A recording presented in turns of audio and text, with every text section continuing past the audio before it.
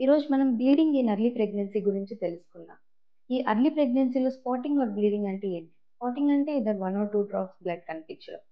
And bleeding అంటే హెవీగా bleeding అవ్వడం లేదా క్లాట్స్ పాస్ చేయడం. అయితే వీటికి కారణాలు ఏంటి?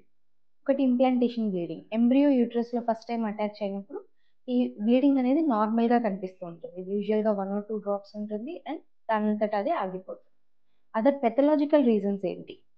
Subchorionic haemorrhage or low lying placenta or molar pregnancy కానీ, ఎక్టాపిక్ ప్రెగ్నెన్సీ కానీ లేదా అబార్షన్. ఈ రీజన్స్ ఉన్నప్పుడు ఈ బ్లీడింగ్ అనేది కనిపిస్తూ ఉంటుంది. అయితే ఎప్పుడు హాస్పిటల్‌కి వెళ్లి డాక్టర్‌ని కలవాలి? 1 or 2 డ్రాప్స్ కనిపించింది, పెయిన్ లేదు అంటే ప్రాబ్లమ్ లేదు.